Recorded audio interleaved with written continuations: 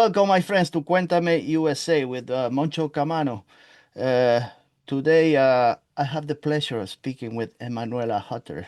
She's known for being the lead vocalist and rhythm guitarist of the Zurich-based uh, hmm, rockabilly, surf rock, blues, soul, whatever you want to music genre they have is it's a great band called the Hillbilly Moon Explosion. But also she has a solo project and she just published her second album, I believe.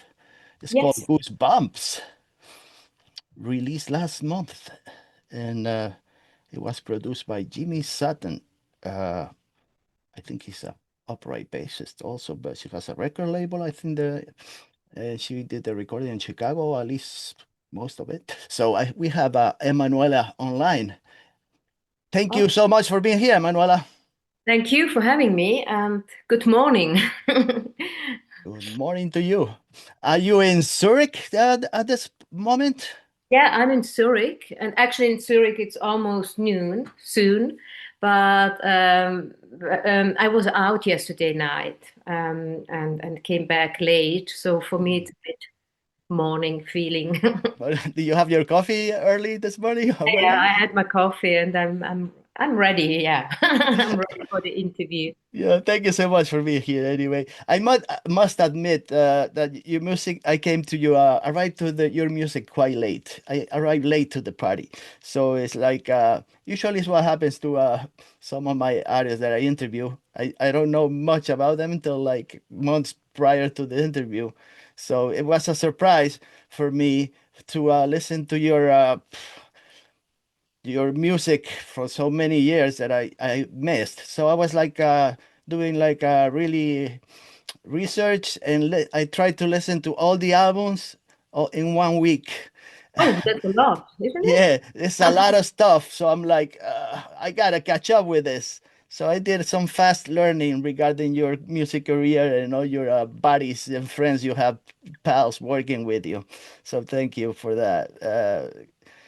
It seems to me like you're not a person that does many interviews. Uh, I haven't seen in YouTube. That's probably what I've been looking, but probably some magazines and reading uh, papers that probably you did some of them, but nothing that I'm seeing. So I'm really glad that you showed up to talk to me. So especially a person like me who nobody knows about. Oh, come on. So actually, I did some interviews, and when we were playing a lot in France, we had to do a lot of interviews. But they maybe you didn't find them on YouTube because they are also mostly in French, with Mm. translation stuff. But it's true, I don't like to do interviews, when I'm filmed. I don't like to talk in English, I Mm. write songs in English. I like to sing in English, and but when it's recorded, and I mean, my mother tongue is German, and yeah, Mm. that's Mm. why maybe. And so if we have interviews, I prefer to write, for magazines, so I can like write the people what I think about Mm. whatever. Well, for me, it's like very you were like a ghost for me. Uh, Okay, that's I good. guess That could be your good. just let the music do the talk. I guess it was for me, and uh, uh, like I said, if you don't mind, for the people that have no idea who you are, Mhm. like people like me, well, now I know a little more, but for the people that, if we go back to the early days in your career, if you don't mind doing that, Yeah. mm, when you were like a little teenager or maybe a young girl, Okay. what were your first memories? My first That band. your first Uh, memories at music at oh, home? okay, my first memories. My really first memory is like listening to the jukebox. You know, I grew up in a restaurant. My parents had a restaurant in Switzerland, and we had Mm, this very kitschy jukebox. I remember it was like one of them. I mean, sometimes they changed every 2 years, but the one I remembered most was like a dark purple. And I laid there next to the jukebox when the restaurant was closed, you know, and uh, I just listened constantly to the same songs, you know. And I was singing to those songs and all the time. And it was not a great selection, you know, it was like German pop in mm, 70s, early 70s. But that's my first memory about listening to music. mm. And then I grew up with sister and brothers who were much older than me, and my sisters had, I must have been then around also six or 5 or 6. My Mm. sister had that 7-inch vinyl singles of the Ronettes. Oh, okay. And they had like this little record player that was in a suitcase, you know, and when you opened Right. I there have was a one of speaker those. on it. Yeah, and I Mm, was listening to Be My Baby. I remember one afternoon I was in the room up. I was listening to that so loud and again, and the volume fully open. And then that little thing smoke started to come out. And it meant that I had to take off the electricity. And I was very small then, you know. And mm. then my brother, when I was 10, the first record I got, my brother gave me the Beatles album. I have it here. I Oh, just you went still up. have it?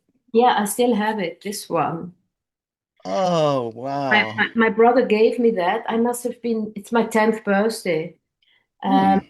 and I was listening to that. And when I was smaller, I listened to my brother's music cassettes with all this 70 stuff like the Humphrey Singers. And then Hmm. later, before I became a teenager, we moved to my stepfather and his son, my stepbrother, he was much lot into hard rock. He was Hmm. listening to Led Zeppelin and all that hard rock in the Yeah. early 70s, which I liked very much. But also like Supertramp, Fleetwood Mac. And Okay. then he watched all the time. He was like a little bit older. He was like 16 then. I was like Hmm. 12. He was watching all these Morricone, this Western. The Western movies. Yeah. That's how I was introduced to Morricone. Wow. And yeah, which I still like very much, you know. So there was so much music. Yeah, Uh, music around me, you know, because I grew up with older sister and brothers, and yeah. mm, because I mean, I'm an old guy, older than you, but for me, it was like starting like for me it was like 70s, 80s, and 90s. But Hmm.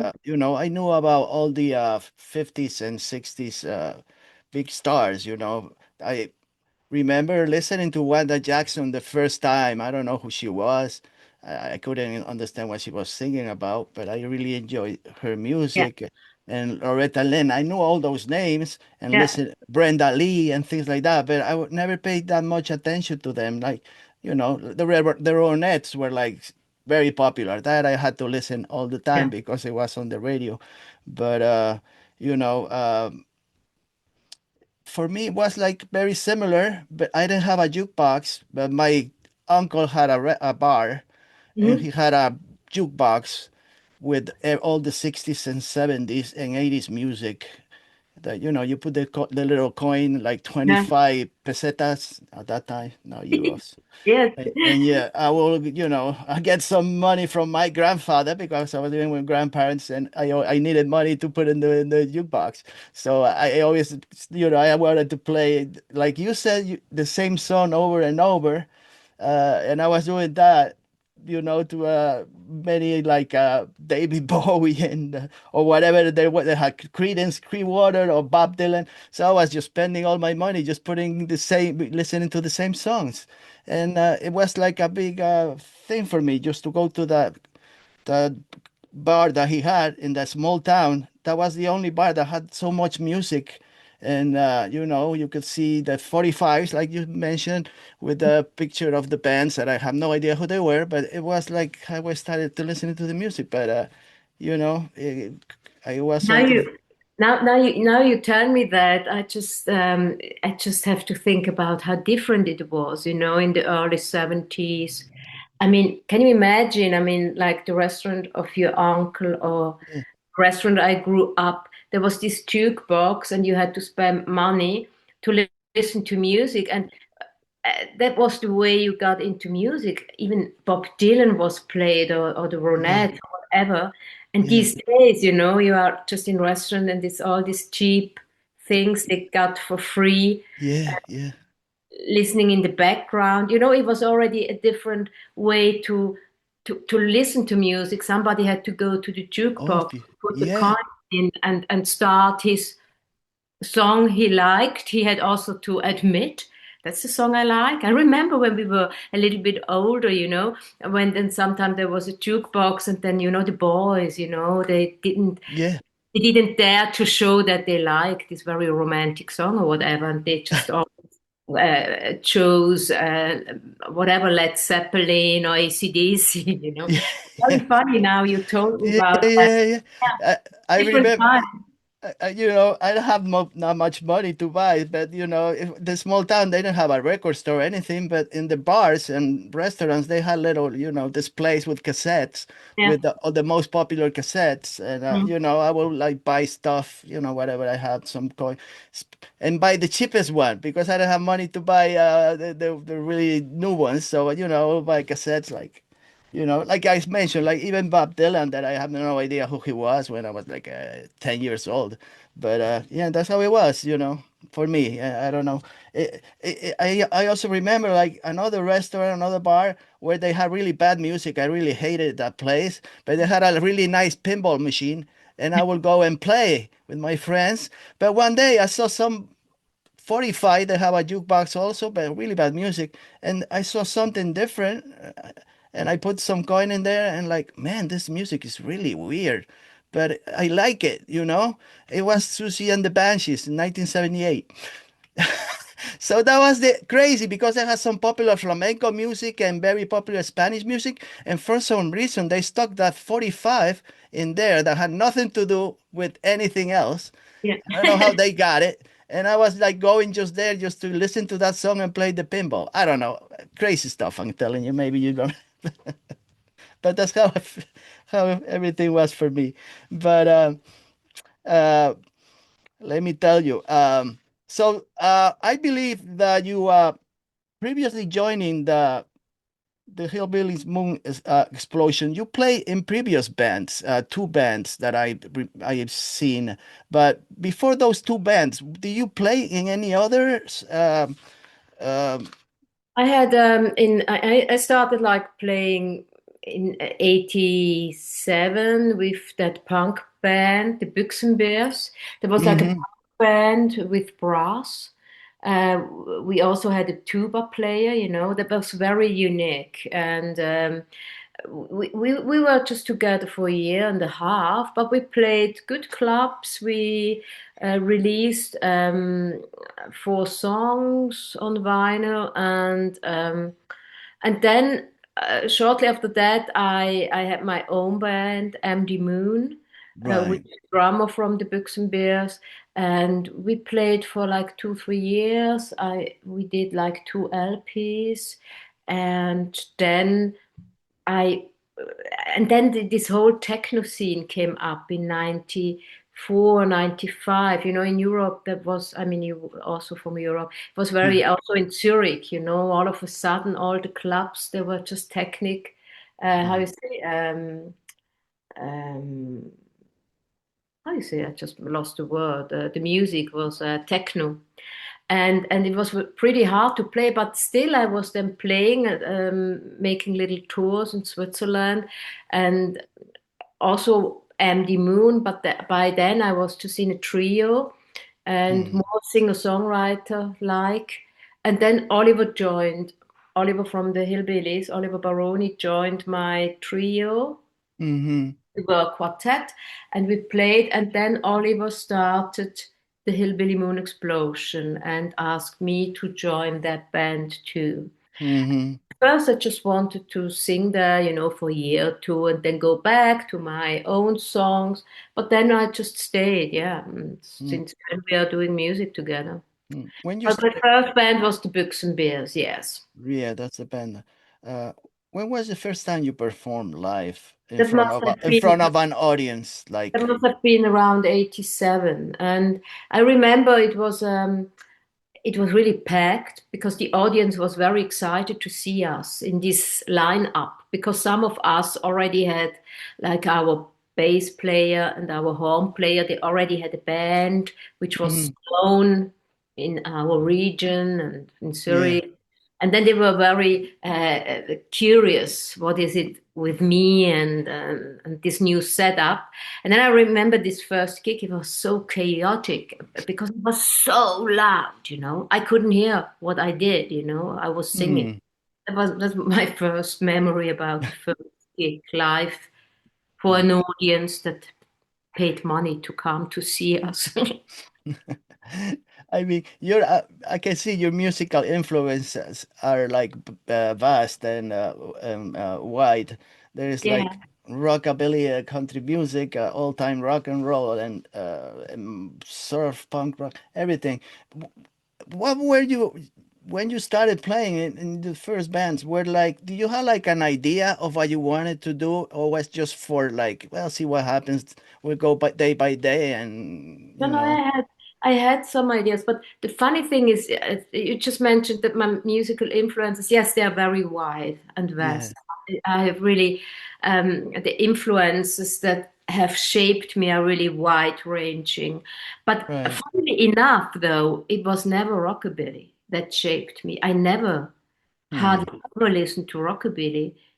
Not before, not now. I just joined that band, and I also would say these days, Hillbilly Moon Explosion is more a rock and roll band than a rockabilly band. I mean, we have the Yeah. stand-up bass, but it's more rock and roll, and um, we can go to that later. But my influences are from jazz to blues to country, punk, industrial metal, Yeah. Italian music, Italian pop, classical music. Yeah. I would say anything, but not German pop.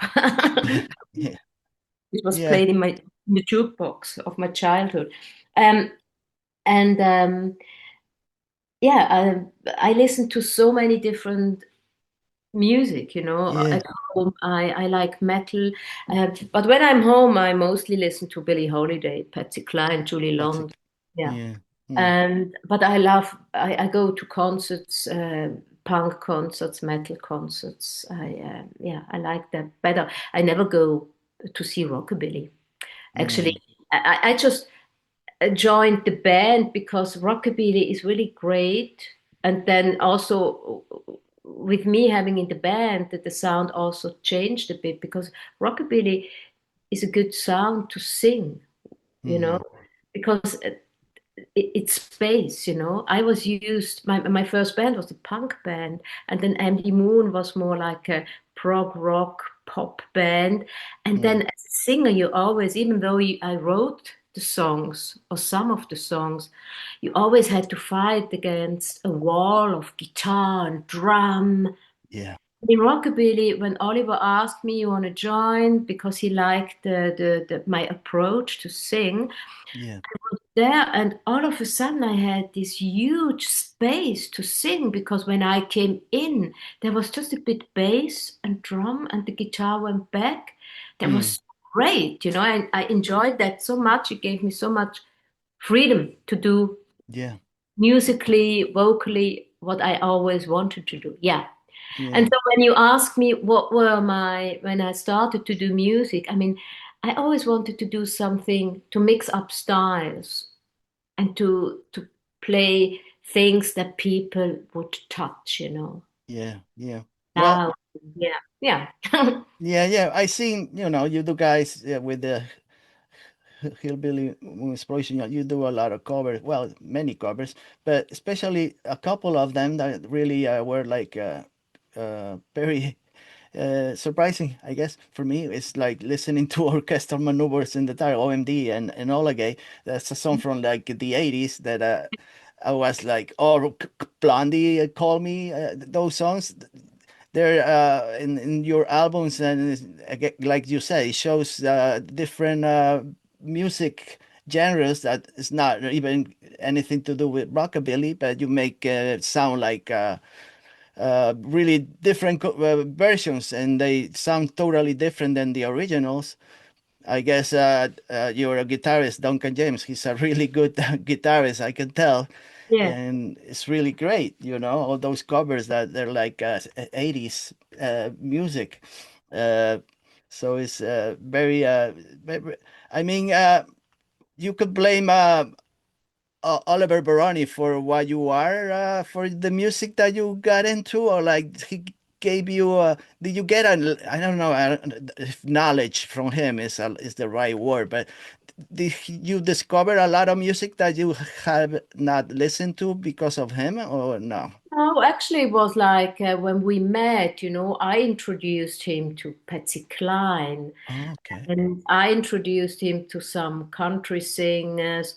And he was also very excited when he met me that I knew all these girl groups, because people then, uh, Uh-huh. like early 90s, people wouldn't listen to that. And he was also astonished that I was listening to AC/DC and CC Top and things like that. So Hmm. he was introduced to music by me. I mean, Oliver was listening a lot to rockabilly, punk, and rhythm and blues. So I also discovered through him stuff. I Hmm. discovered. He discovered through me stuff. We got like together. It's like Hmm. we influenced each other. Hmm. And yeah. So what? And but what was new for me was really rockabilly. I mean I had maybe one, two rockabilly records I bought in New York in my early days, but I was not listening so much to Hmm. it. And Hmm. yeah. Hmm. For you, But the guitar was that your first instrument you ever played? no, no, no. I played the piano and I also did singing. I took singing lessons. I mean I have like a classical background. Hmm. But I just took the guitar and then I played bass in this first punk band. Just at the start, I played a bit bass, but then the bass player took over. And actually, I just took the guitar to write songs. I learned it on my own. I never took lessons or learned it, and I still. Hmm. With the Hillbillies, I just play rhythm guitar, but Hmm. I write a lot of songs. If I don't write them on the piano, I write them on the guitar. It's a great instrument to write songs because you have these Hmm. harmonies already. Yeah.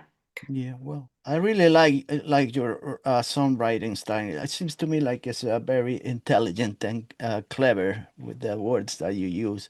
Uh, do you like explaining, over explaining your lyrics to when they ask you, or is it something that you don't like doing, like to explain what you write about, or what a song is about? I know. Sometimes people ask, and actually, I just have the feeling just read them, and you get out of them what you what you feel or what you read or what Hmm. you think about. I think I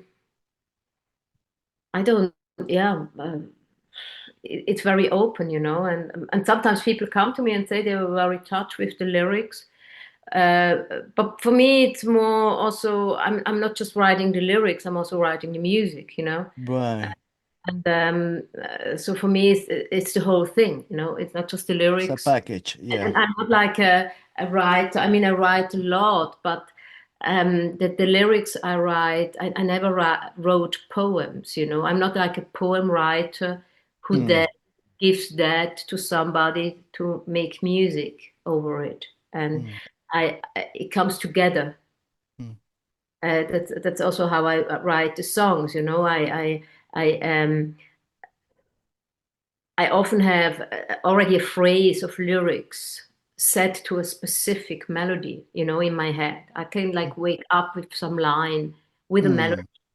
And then when I go to the piano and I play that, and I have the feeling, oh, it come more and more, and then I add the rest of the lyrics and have Hmm. to fit them into the rest of the music. Hmm. I Do you? vary, I vary, or I just have a melody, and then I have to write lyrics to go with it. But Hmm. it's not that I just write poems and then I do the music. I never Okay. did. It's always very close with the melody. Do you keep like a notebook or some kind of voice memo recordings? These days, yes. In the old days, I would have my Fostex and I recorded it there. And Hmm. you had your cassettes and you went to the production with that. These days, it's very easy. You can have on your phone, I can record it there.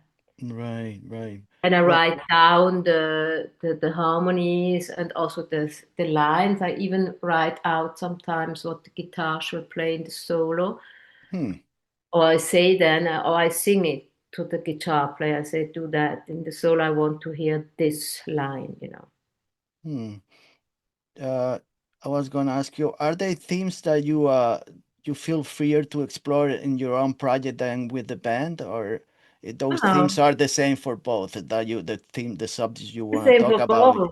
Yeah, I mean, on the last Hillbilly record, I think like I with wrote like guitar. 5 songs, for that album. Like Hmm. sometimes late at night. I don't know if it's on that record.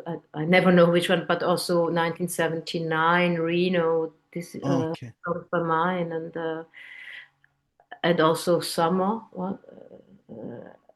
Summer Love and is it Summer Love? I don't know the title. I have to grab a record.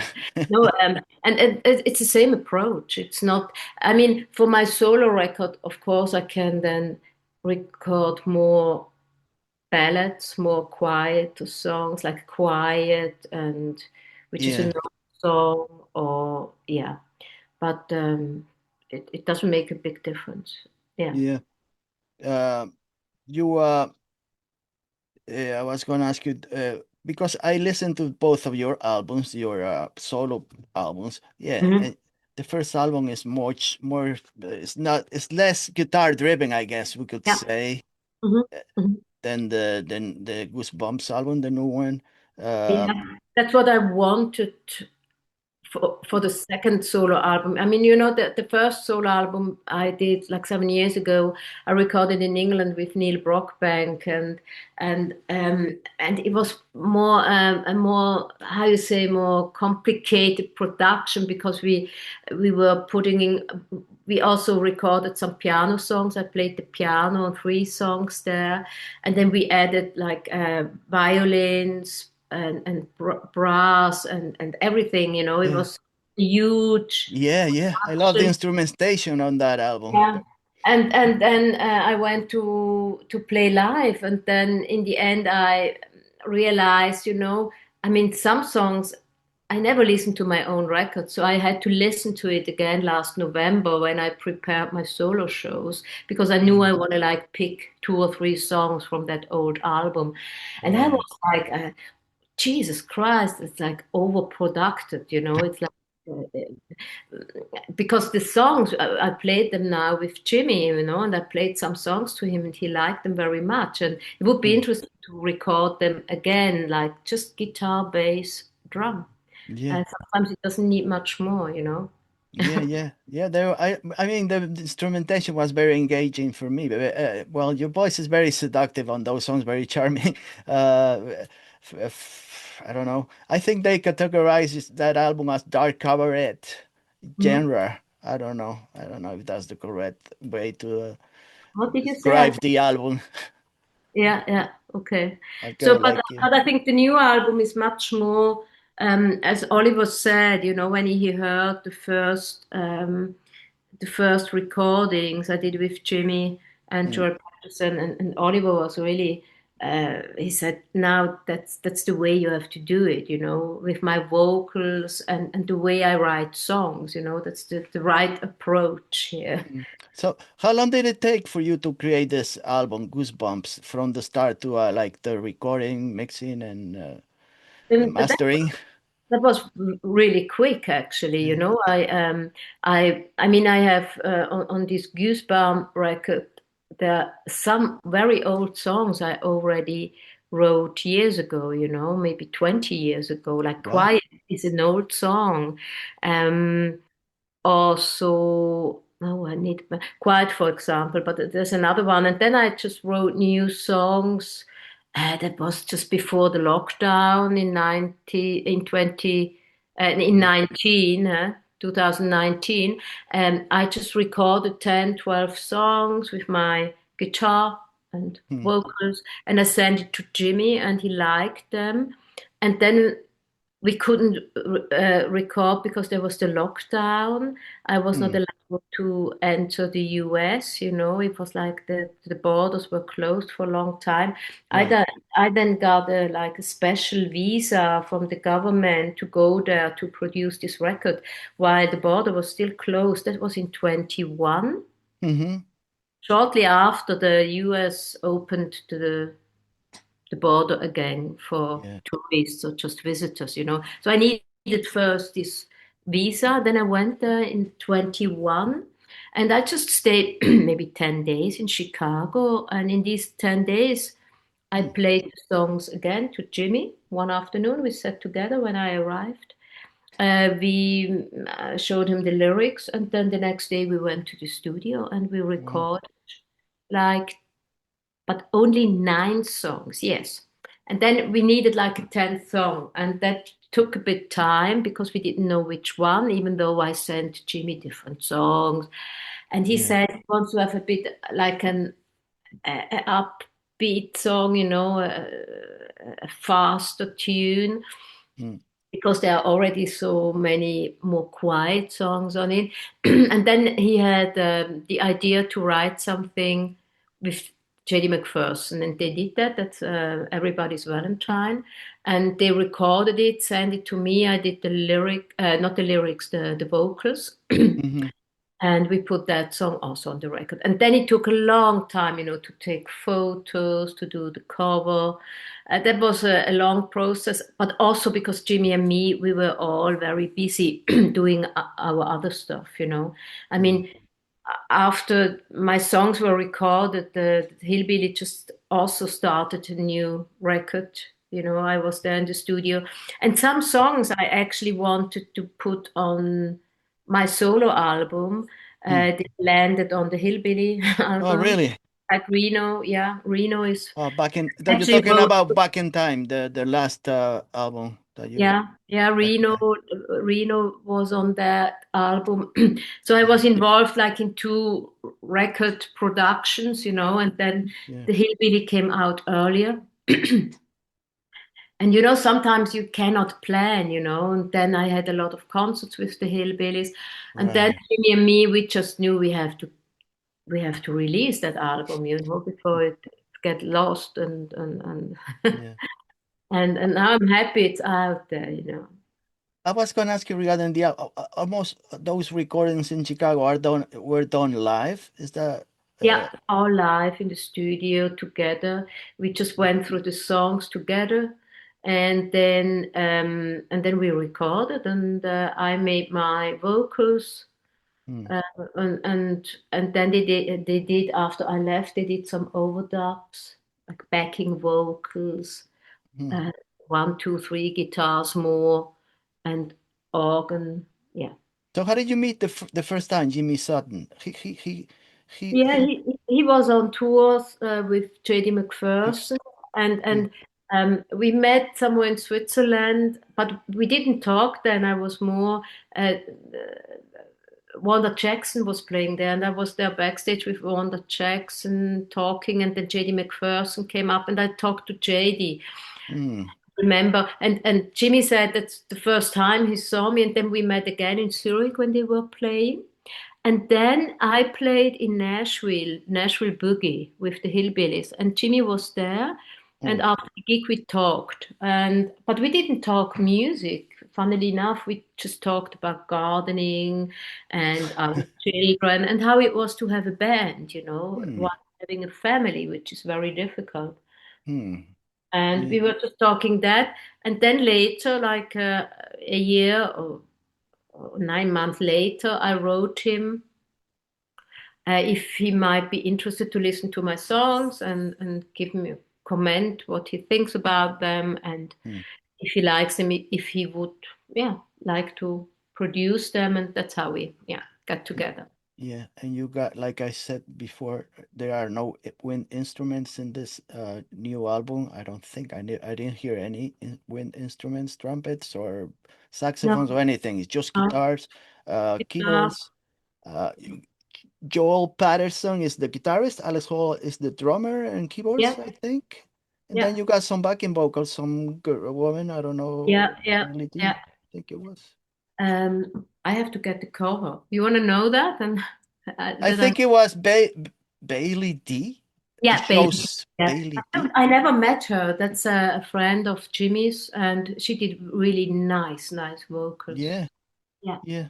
yeah. Uh, Jimmy also did some backing vocals with Alex. hmm. Uh, to tell you the truth, I played the album to my wife. Yeah, I always do that. The people I interviewed prior to do the interview, I put the album of music to my wife because her taste is very different than mine.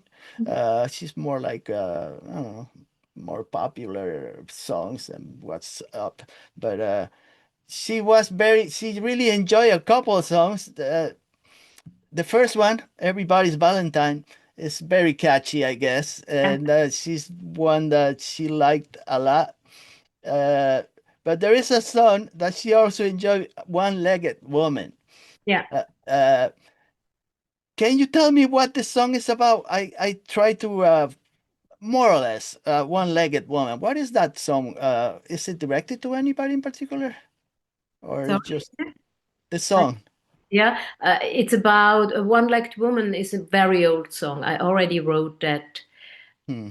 first lyrics or the idea of this one-legged woman I had already in the late 80s. I remember that very well. And it came, I had this dream, I had this dream. I was walking through my hometown, Hmm. and all of a sudden I realized that a lot of women, they are just walking on one leg because the other one they gave away, or Hmm. uh, it was how you say verletzt. What's the word? I have to look up the word. It was injured. All these women had just one leg, and I woke up and that dream.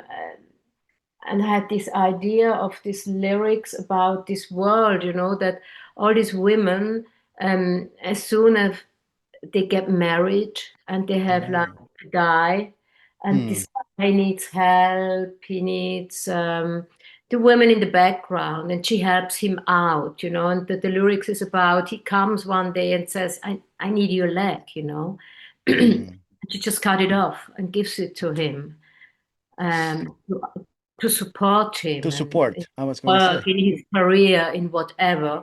And that's why there are so many one-legged women in the world. Hmm. Okay. Okay. Now it makes sense to me. Uh, was there like a song that you wrote also to for your daughter? Yes. On that record, also on the Hillbilly, but on that record is When you cry? When, but when you cry, yeah. I yeah. wrote that song on the piano, I remember. That's also quite a time. I'm just picking the lyrics here because I'm sometimes so bad. Yeah, that's about, when she was then a bit younger and uh, already like this pre-teenager time. And I realized, now I already knew it from my son who is older than her.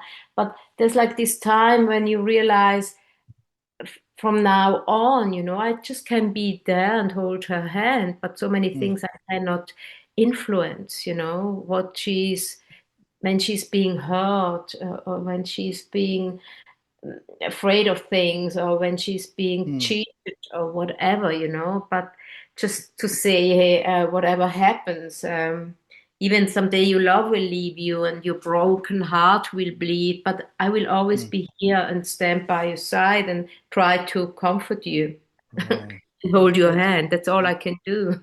it's a very tender song, I guess, for me.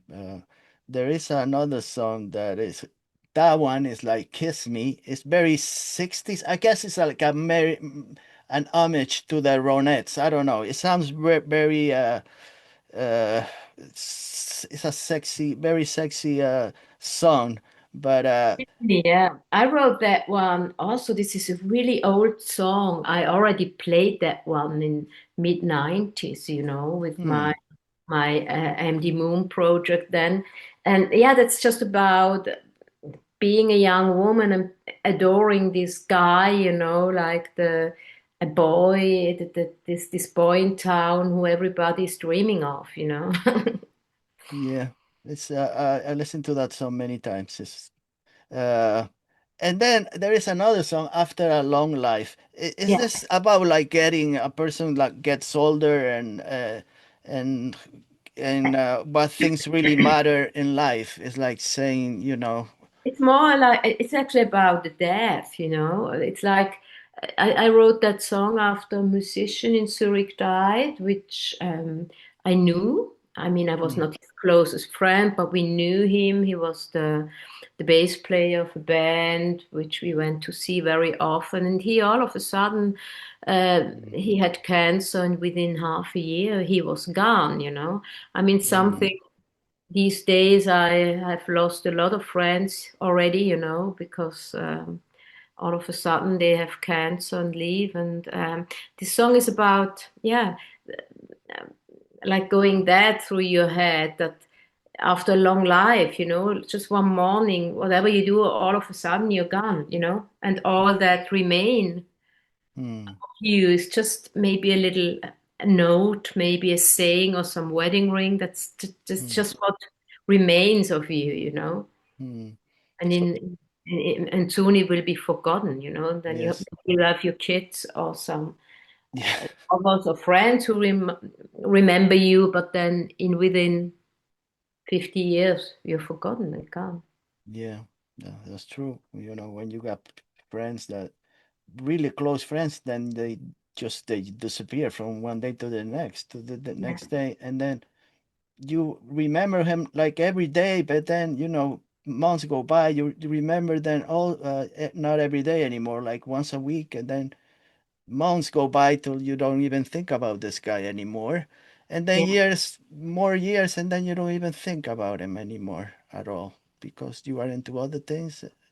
And that's also I mean, a lot of lyrics, also Love of My Life, which was recorded on my last album, but Hmm. also Monday Morning Yeah, or I Forgot to Cry is actually about death. Also because I think death is very a center theme in my yeah, being, because I lost my father when I was 9. That was very strong for me, a strong experience. And mm, then I have like I lost a lot of boyfriends already. One of my boyfriends died 15 years ago, and then another boyfriend died 8 years ago. yeah, Like Monday Morning is for him, and mm, or today I forgot to cry too. And yeah, and they yeah, also were all. I mean, and then I also my ex-guitar player died, and another musician friend died, which we wanted to do a project together. So I'm mm. like in my life, I I had a lot of loss. Yeah, Yeah, not that's my what. kids, thank God. That. Yeah, you're Yeah, well. Yeah, you show that in your lyrics. That there is a like a darker side of your when you yeah. write, which is nothing wrong with that. Do you think about death then? Is that something that really worries you? Like, how long will Actually, I'm gonna be around here? Do you think so about much. that? not so much, I think, but also because maybe a big part of those thoughts I build into my songs. So I, I, I lead into my song. And then also, sometimes I don't have the time, because I'm so busy doing a lot of different things. I mean, musically, Yeah. and so I'm not, I mean, every time somebody just died, and that happens now every year. I see certain people just at funerals, old friends. Well, yeah, well, as one gets older, then your people that they just keep going to the other side or whatever you feel they're going to, or maybe they don't go anywhere. I don't know. They just go back to the place where they before they were born, whatever place that is. But I think when I was young, I was much more afraid of death, of thinking mm, about what's then or what's going on. And also when I had like small children, I was afraid, I didn't want to leave them alone, like mm, my father left me when I was 9.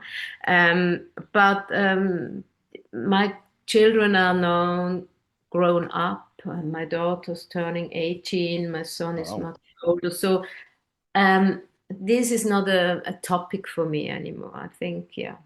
yeah. Uh, we're talking about the album. I saw the video for for the everybody's Valentine. Valentine. I saw the video on YouTube. I think you did this in the recording in The Zurich, karaoke bar, yeah, in Zurich. karaoke back. What's his name? Duncan shows up in the video. I think I Yeah. saw him, right? Yeah. Right, yeah, right, yeah. I was like asking people who would like to sing the song. That video, it was a bit difficult for me, I knew when we do this, when we release the record, we need some videos. And I had some ideas, but Hmm. I also wanted to do, of course, to have Jimmy in there, And but since he is in the US, living there, and I'm here, it then I had some ideas of like me in Loving Machine, maybe to do a video that Hmm. I film some stuff here, Jimmy films it here, and we edit it so it looks that we were together. Oh, But okay. then all of a sudden was like, oh, the release is now, now, now. I need a video. And so I had last end of summer, all of a sudden I had this idea about somebody told me about this karaoke bar. So I thought, you know what, that might be an idea to just have this song, which is featuring Jimmy Sutton, and we have Hmm. these Chicago guys and me singing a song, JD McPherson song, that I just also step back and I just have other people singing the song for me. That's why I appeared just like two, three times Yeah, in the back, like sitting and back and yeah, just in the end, like closing the bar. yeah. I have no idea. So Duncan James, he lives in the United States. No, no, Jimmy Sutton. Jimmy Sutton, but from Duncan, the Duncan lives in Zurich too. it's so everybody lives in in Zurich from the like Oliver lives in Zurich Yeah, and Hillbilly the Moon drummer Explosion. also Sylvain Peter. Yeah, yeah, yeah. We all live in Zurich, even Hmm. though Silva is a Frenchman and Duncan and Oliver grew up in England, but Hmm. they all moved to Zurich at a Hmm. certain time. Yeah. So, Uh, yeah, I'm not gonna talk too much about the Hillbilly Moon Explosion because there are so much stuff and so many albums that and you did so many tours. I think you came to the US so many times already. I don't know, yeah, 2018, we were 19, 24. You were here all the time, seems like. we did before the lockdown and after. Yes, yes, yes. Yeah. Uh, um, I was going to ask you regarding your writing or something else, but do you make use of AI anytime, or is something that is No, not in your it's not in you my don't like much using it? no, no. And in Nothing at music, all. not at all. It's like really, yeah, no. Nothing at all. That's a good thing I'm also for not interested in it yes. much. yeah, it's something that it lacks the emotional expression. It's not Yeah, genuine, I guess. It doesn't help much with your creativity if you want to yeah, use it. So, uh, I know you have a lot of fans that not like me that I had no idea who you were, but there were a lot. Some I read somewhere they call you the queen of the underground. I don't know if that's something that I would really like that. Like you were like I guess a lot of people imagine that you are really very special because you have a great voice, you really play in a cool band. So it's something that you like when you go and play with your band or your own project. Is there because the way when you I see you on stage, you're like very, it's not like you really move around that much, but your movements are very uh I don't know if sexy is the right word, but with just a couple moves that you do, is like people are, when I see some of your videos, the audience is like perplexed seeing you just by looking at you. I don't know. yeah. I mean, the kind of the queen of the underground. I don't know where that comes from, and Oliver often uses it too now to introduce me. I Yeah. think it has to do, or I explain it that way, that when I started to sing with the Hillbilly Moon Explosion, also the bands before, I was like the unusual woman doing that kind of music. I mean, Mm. the hillbillies are doing rock and roll, and actually in the end there are not so many women playing guitar, writing Mm. songs. I mean, there are like Chrissy Hyde and like Debbie Harry, like L7, Patti Smith. Well, Yeah. Yeah. you know but most women, I mean, there's also of course the Kills, Alison Mosshart and PJ Harvey, and Yeah. um, there are, but there are not so many. Most women who are doing rock and roll, and I'm just talking about rock and roll, there are not so many, and they Yeah. don't do it for so long. They do it maybe 10 years and then they disappear, or Right. 20 years.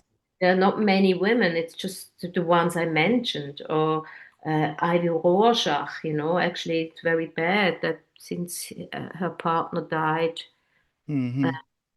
I think she gave her guitars away and she's not making music anymore, which somehow I understand it, maybe, yeah. But and I also wrote a song for her just lately when I heard that, because Mm. most women are in pop music, and when I started with Hillbilly Moon Explosion, also that whole rockabilly, psychobilly scene, and rock and roll scene, they had some singers, Yeah. but not many. I mean, I played festivals. They told me you're the first woman who appears on that stage. Or Mm-hmm. I played lately again Spain. I mean, there are like 100 acts there, and like Yeah. 5 acts have women in the band. And maybe that's because I'm so resistant, or also because I mixed up the styles. I was Mm. not that rock and roll singer or rockabilly singer who has a petticoat on and Yeah. uh, tries to be as Brenda Lee or whatever. There are a lot of Mm. bands of that. I I always did my own thing, and I Yeah. always um, maybe a bit arrogant, just went my way Hmm. and not taking care a lot of what people thought. Yeah. And I also think that's why the hillbillies are still around, uh, and we can also play wherever. Also with my solo album, I mean, with the hillbilly, we play jazz festivals, blues festivals, alternative rock, punk Yeah. festivals. Yeah. It's We like you play fit all anywhere. the You time. could fit in Yeah, any festival. because our music is influenced. We have psychedelic parts in there, jazz parts, rock parts. It's Yeah. yeah, and yeah, Mm. we Mm. are more open, and I think that's and to come back, that like queen of the underground. Or I just went yesterday to this big show here in Switzerland. It's like a music mess. How do you say? Not a mess, music, a music gathering, Yeah. And there's this woman who she used to manage the Young Gods, which is an industrial band in Switzerland. And Hmm. uh, and I met the two guys of the Corona, which is a metal band. And she always says, "You're the queen of rock and roll," because Yeah. I'm doing now that for a long time. And even though, the rock and roll scene, especially the rockabilly scene, has Yeah. not today anymore so much, but when I started, it's very conservative Yeah. audience, you know. I Hmm. mean, I met boys or guys who think Right. women should still, they have like an image of a woman from the 50s. Yeah. I When I understand. then was asked, are you doing this song or whatever, you're playing rock and roll because you are a fan of the 50s? No, Hmm. God, I'm not living in the 50s. Yeah. It was such a conservative time. Yeah. Yeah. That's true. Well, it seems like we're going back to those times. Seems like Yeah, to me. not me, but Not you. some people do. Tell me about those guitars that you have because you got some really cool guitars.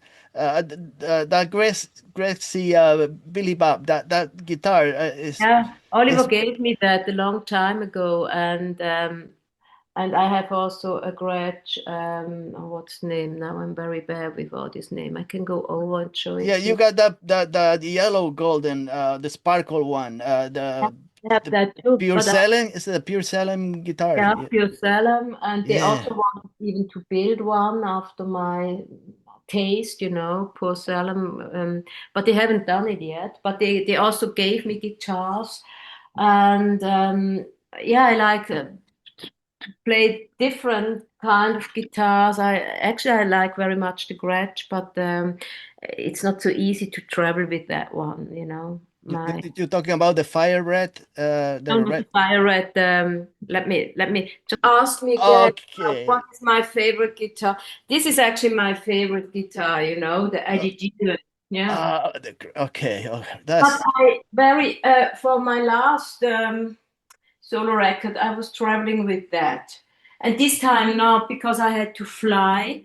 hmm Then I cannot take it, you know. I have to take it into the cabin, and this is not possible anymore, and it's too dangerous that something is hurt. So that's why I have the other Gretsch, which I like very much. But this is my favorite guitar, the Eddie. I guess is the most expensive one of the those Maybe, yeah, maybe probably. Oliver gave me that for, I don't remember, for a birthday or something. He gave me that. He was his present. And also, it's interesting, one song like, for example, sometimes late at night, this Mm, thing, what we play now on the record or live, on that guitar, it sounded really special. mm, For example, that part I played on that guitar, that line going up and down in the intro. Yeah, mm. and that's all about the guitars. And I mean, I still, I use the guitar to write songs. Yeah, And that's the main thing. And I'm not a great guitar player. I play like two, three solos. That's it. But my main focus is on the vocals, and I yeah. think that's what I do best. I think so too.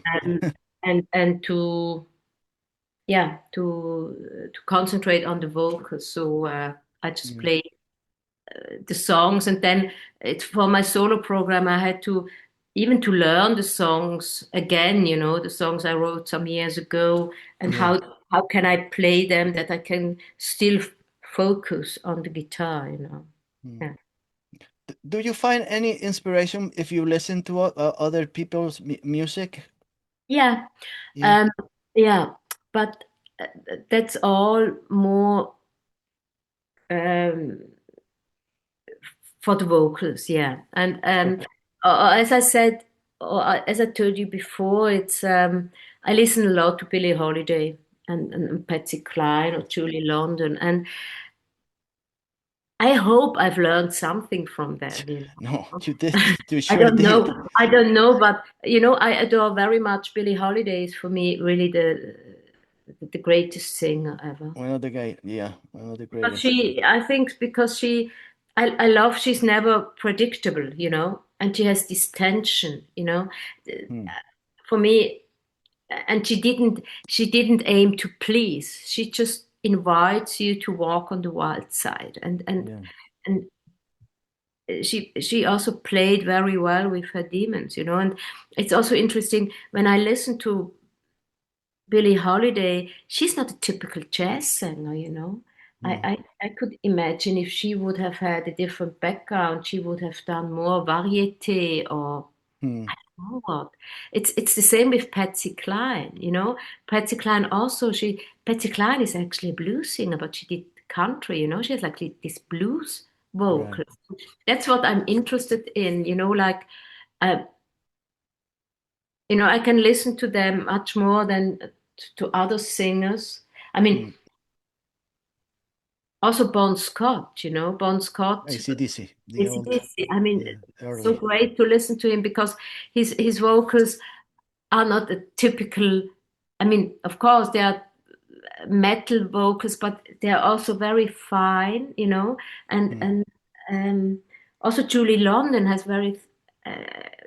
Julie London herself always said, "I have a small voice," but she did the best out of it. You know, it's Hmm. really great. You know, and for example, Bon Scott, he has this urgency. You know, even if he screams, he does not scream, but it has a musical touch. You know, Hmm. and that's what I like. I'm very focused on the vocals when I listen to music. You know, if music has no good songwriting or no great vocals, I cannot listen to it. Hmm. I Or if was the going to vocals ask you. are very similar to others, I'm not Hmm. interested in that. You know, Hmm. Yeah, you think to me that you look back to those early great singers, but nothing like modern sing. I don't know. I don't know modern. You could modern say that. singers I like very much. Alison Mosshart from Ah, okay. PJ Harvey, I like very much. Hmm. Um, Amy Winehouse, of course, Oh, was okay. great. You know. And what I also, it's interesting, Amy Winehouse, I just read the other day that she also liked Billie Holiday very Yeah, much. I read that. I And read that years back. that's very Yeah. typical because for me, Amy Winehouse has also Hmm. the same touch like Billie Holiday. When you listen to her, Hmm. you never know is she coming in or not. Right. It's never predictable, you know. It's just their own rhythm, their own style. Yeah. Yeah. Hmm. Uh, Maybe besides I should be music. able to explain that better. No, It's, no, no. I totally understood. Uh, so besides music, is like, do you get any other inspirations or that you like doing? Like, I don't know. Do you do like reading something that you enjoy reading books, or I don't know, I painting or read a going to a lot. museum and things like that? Probably you don't have that much time. The way No, you, I read a lot. I yeah. read a lot, yeah, and yeah, I read a lot and all kind of literature and Hmm. yeah, and it also gives me inspiration. And I just very funnily, or funnily enough, I just wrote that new song we will be recording soon, Sun Drops. And Okay. then I read at the same time I started that book, Jon Fosse. It's a writer from Norway, Okay. and then I realized he has also won, I think, the Nobel Prize last year or the year before, I don't remember. And I realized that in the book is the same theme Hmm. about what I was writing the song, you know, Oh, the right. what? It was really funny. I started to Hmm. write that song and then I read this book and I was like, I showed it to Oliver. I said, you see my what I write in this verse and the Yeah. refrain. it's The, about that, you it's a know, connection with the. about that woman waiting there for Hmm. him, but he's dead since years, and it's the same theme. It's interesting, yeah. Hmm. Read a lot, yeah. Hmm. And Well, museums I like to go. Unfortunately, I miss also a lot of things because I'm not around, or even right. sometimes on tour, you know, in Bilbao. Every time I had no time to go to the Guggenheim Museum because we had sound check or Yeah, you I so arrived too late. Yeah. you're so busy. Even if we talk just 5 minutes about your collaborations, do you enjoy collaborating with other people? Yeah. Yeah, Well, sometimes it's really great. I mean, our biggest collaboration was with Spark, right, and Sparky, yeah. that's that's really great because we had from the beginning, you know, it was just great to work with him because he's such a great singer. And yeah, um, we went to the studio, we did these songs. We even did some songs we never released. Hmm. We just stood there, Spark and me, and when we sing together, the world is nice. Everything is good. Yeah, I mean, it sounds those songs that you play with him and you sing it sounds like you sound like I don't know, I don't know if that's the right way of saying it, but you seem to me like the Beauty and the Beast. I don't know. What the people say, yeah, it's because of his crisp vocals. Yeah. But also, you know, he's very sensitive about things, you know, and Mm. that's great, you know.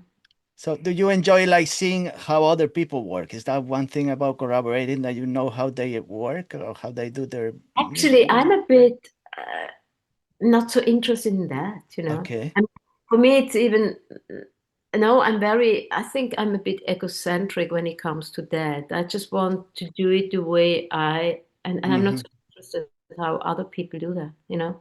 Hmm. And maybe it's a bit arrogant, but also sometimes, like when I write music or I'm in the studio, I don't listen much to other music, you know. But I Hmm. also don't ever listen to my own music, you know, when it's finished. I So you don't, don't like listening to your latest album at all? You don't no, listen to it? I don't listen to it, no. I sometimes hear it when Oliver's listening to it. He has it on some playlist. Um, Why is that? Why when we drive somewhere, and then sometimes I'm like, oh yeah, that's me. And but I would never listen to my own songs. It why is that? You don't want to find any errors, any mistakes, or something that you may say that maybe I should have done this differently? Is that? No, it bores me. I mean, it's as if I would read my own book I wrote, you know. You don't read your own book. I mean, you write it and then you You're have done with it, you and you have go to to the read next. it before you release it, and then you go to the next book. Hmm. I mean, I once, but I was very young then because when I was very young, that concerned me a bit that I was not so much interested in all this music around me. I mean, I am interested. As I said, I'm going to concerts. And Hmm. I just went the other day to see this young Swiss band. I just listened on YouTube and then I went to their concert alone, you know, nobody Hmm. was there. Hmm. And I liked it very much, you know, to see how they do it and how they played and also to see the audience and I do that. Hmm. I'm somehow interested, but I'm not the person who, you know, would say, oh, I want to now record a song with who. Hmm. Right. I'm just Right. doing my own stuff, and when I've done it, I don't Yeah. listen to it again. And when I was young, that concerned me a bit. I sometimes thought maybe something's wrong with me, you know. But then I once read about Fellini Hmm. that he never went to the cinema, Okay. and he also Did that. didn't Yeah. watch his own movies afterwards. I think that was also Fellini, but maybe this was an other. Then I thought it makes sense somehow, you Yeah. know.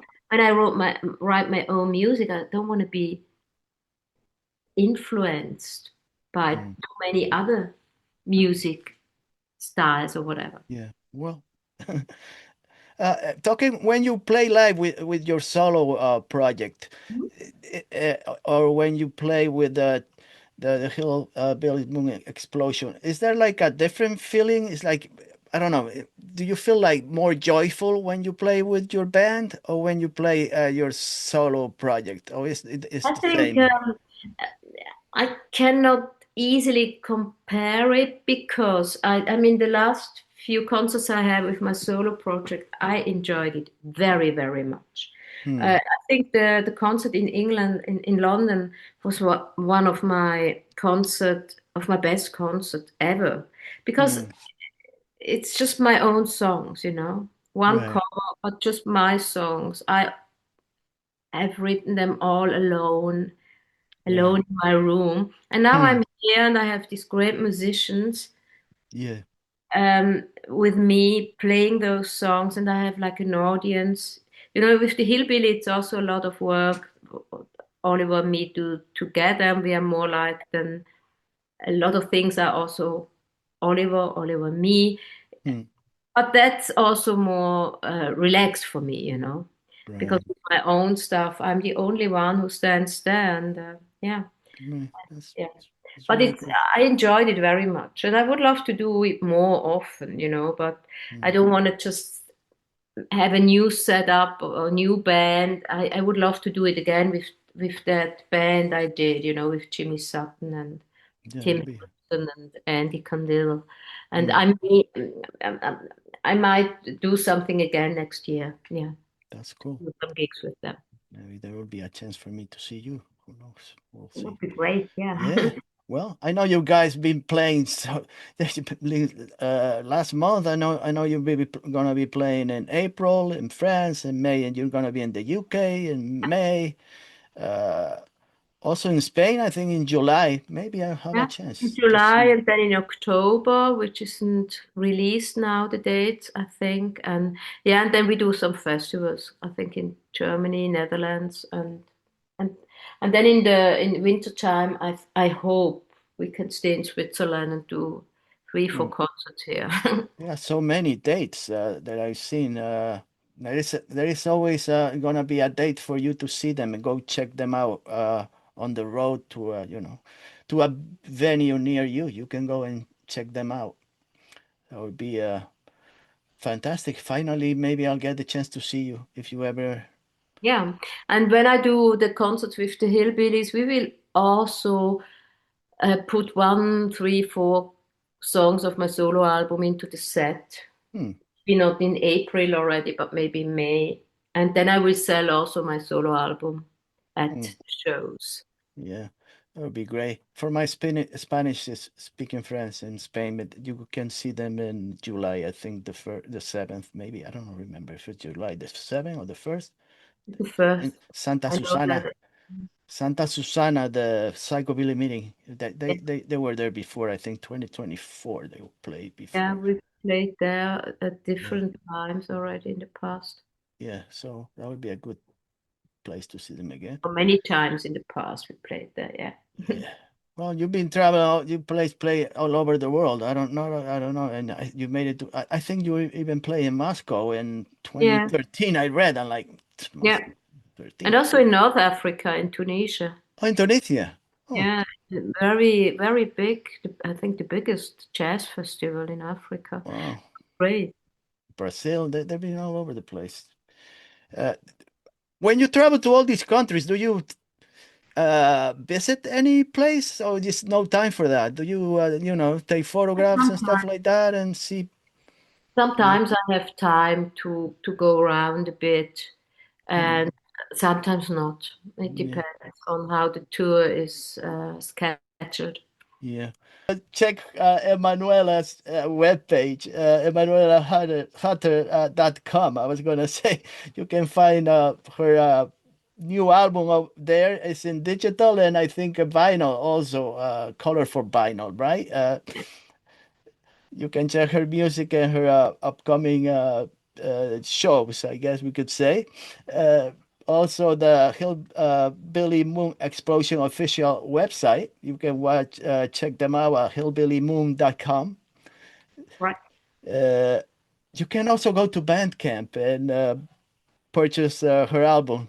I think, yeah, I think it's available over It's on there. Bandcamp. I don't know. I don't It's even a, it is a know about Bandcamp, that. Yeah. the vinyl LP. It's in cloudy red color, I think. Yeah. And check them out on YouTube.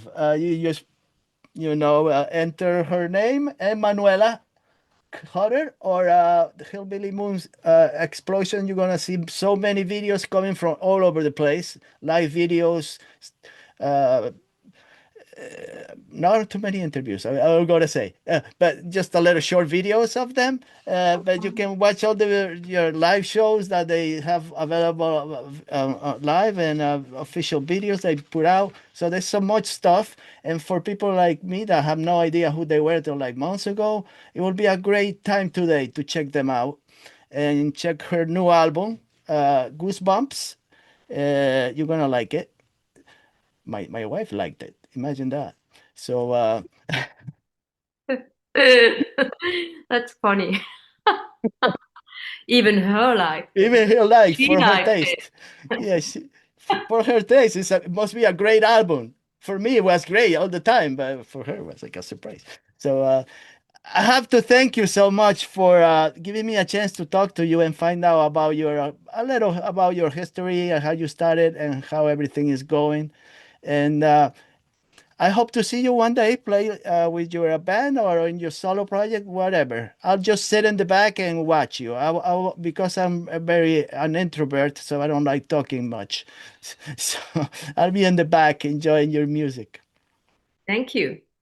And come to see us. I'll And go to see you this time, before, if you ever come to New York, even better. So I don't have to go travel too much. But oh, I met them so many times that they play around in the US, and I have no idea who they were. Imagine you always meet so many good artists, and you don't have time to find them. It's just a surprise when I go to YouTube or maybe sometimes on Instagram. I see something about any bands and like who are they?